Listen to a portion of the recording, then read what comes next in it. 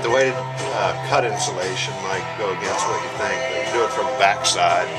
Just kind of eyeball it on the end there, and use a board or a level or anything hard, and just push it down real hard. One swipe with a knife and it's off of there. When running insulation, don't be tempted to cut all your little pieces out. Make sure you do everything, all your big runs first, and it'll work out for you.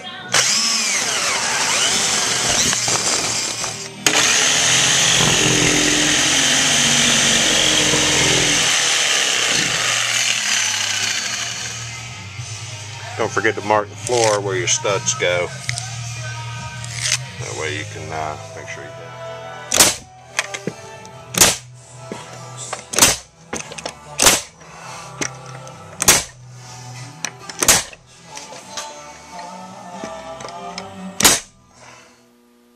I'm sort of forced to room constraints on how I'm doing this construction project, so I'm going to make my way around the room.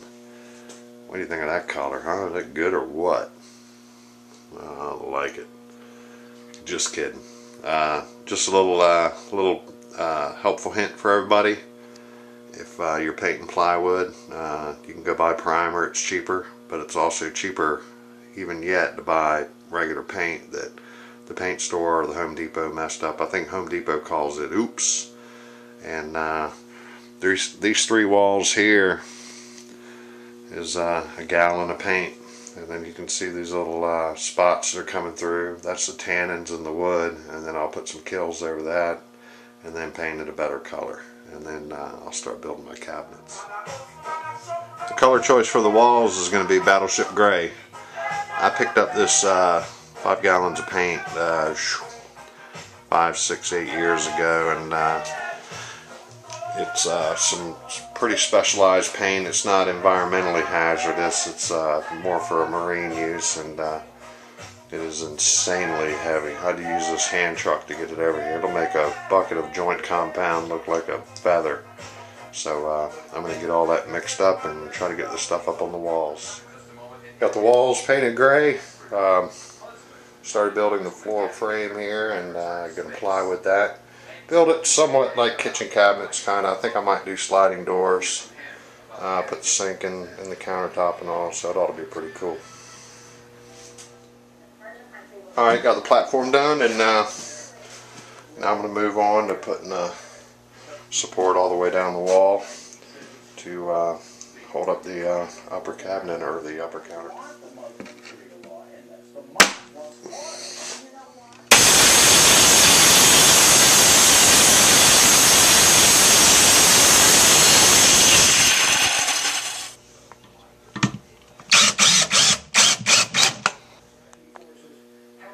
So this is my dry fit, and I've got the sink dropped in there, and I'll do the faces another time.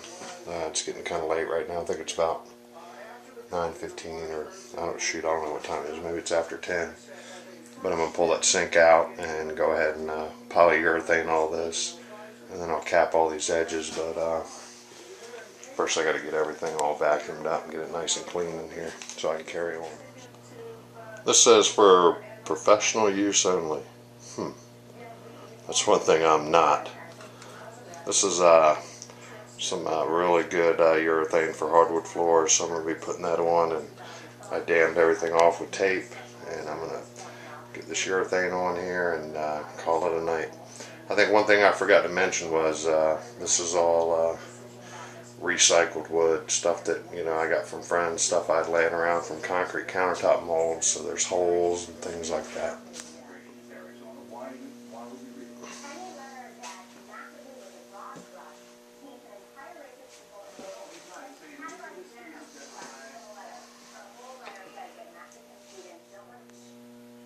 Alright, I gotta stop. It's late, and I got my upper cabinets up, got all my wiring done, wired it into my inverters, got my cool little light switch here, and man, this is great lighting right here. I mean, this is great. You can't make a shadow anywhere. And also I gotta get everything moved in here because I'm just running out of room. I'm borderline a pack rat hoarder, and to try to clear a space to do a project like this is just kind of really put me out of place. So I'm going to move everything in here, and I'm also going to be doing a lot of the trimming and making chicken look like chicken salad, or that's my plan anyway. I'll be banding the front of the plywood there, or not banding it, I'll be putting a bullnose on it, and eventually I'll be building the faces for all the cabinets, putting the doors on and things like that. And so I'll try to get this up, actually it'll be tomorrow night. I might put it up on Friday night. And I think one thing I may have forgotten to say was almost everything I have here is stuff that is basically recycled, you know, things that I took off of building sites, things I had laying around, and I think it's going to work out really nice. The cabinets are going to be great. You can see I started putting some of my ammo up there already, and we'll go from there. And I think I'll try to throw a tidbit in. So here's the tidbit. You guys have a great night. See you. And the tidbit is keeping time. Don't forget, you know, if there was nothing going on, no power, anything like that, keeping time might be tough to do. A perpetual watch on your arm would be good. Those are the ones that wind just with your movements. And a clock like this one.